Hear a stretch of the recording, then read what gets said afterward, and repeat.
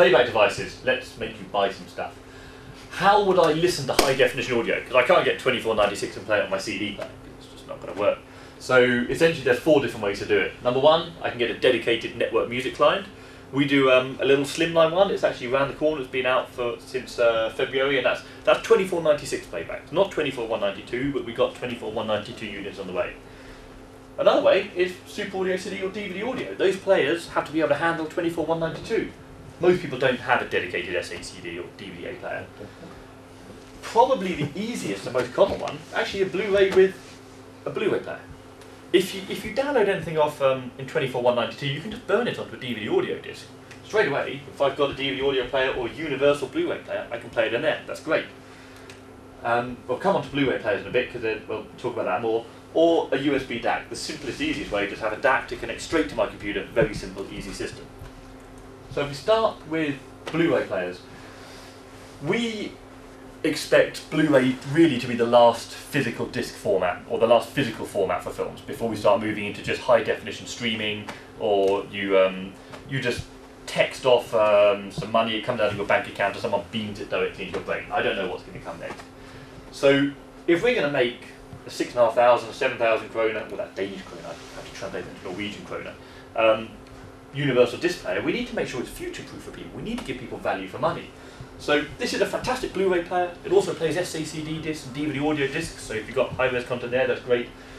This is also a network music client and network video client. So this can connect by UPnP to your home network. You can see all the content on your NAS drive, you can see the content on your PC, you can see the content stored on your Mac, and this can play all of that back. So it's not just the disk transport, this becomes your media hub. So all of your high-resolution content you can play back over a network. You've also got USB connections on the front and the back, so you can plug in a thumb drive or a USB hard drive, you can play your content there. It's got a SATA connection, so you can plug in a SATA hard drive, so I can feed everything that I want into that.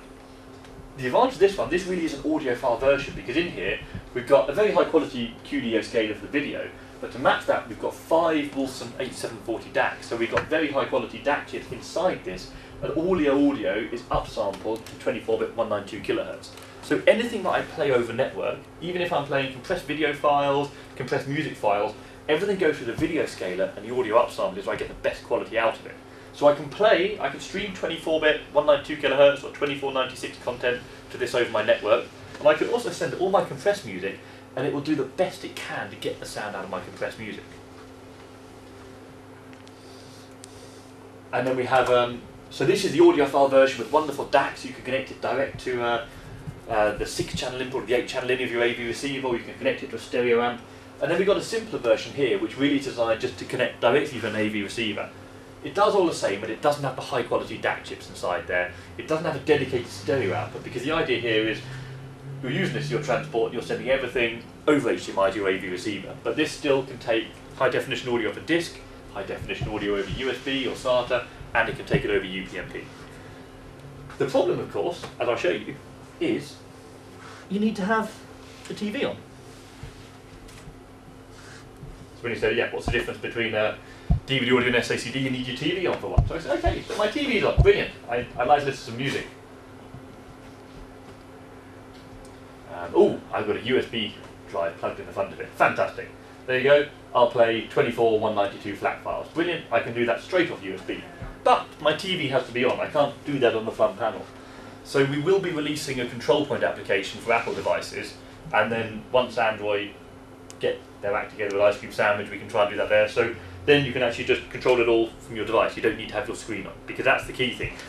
This is wonderful, but its drawback is you have to have the TV on. And a lot of people don't want to turn on the telly to be able to listen to their music. It seems slightly It takes strange. a long time to scroll, maybe, compared to the iPad or iPhone app.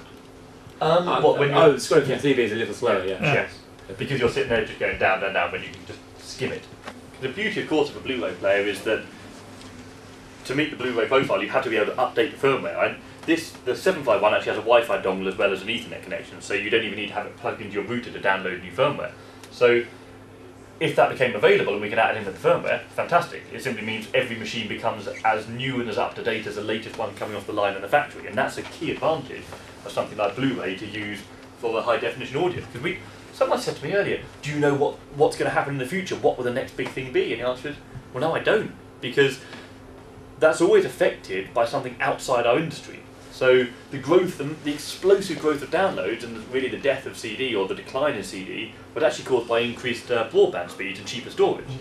And then we start looking at, and CD itself, you look at CD, and CD grew as a format, but when it really exploded was when CD recorders came onto the scene. And suddenly everybody could start copying CDs and playing them out.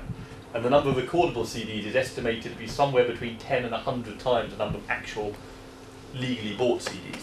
So if there's 32 billion legally bought CDs in the world at the moment, God knows how many recordable CDs have been sold.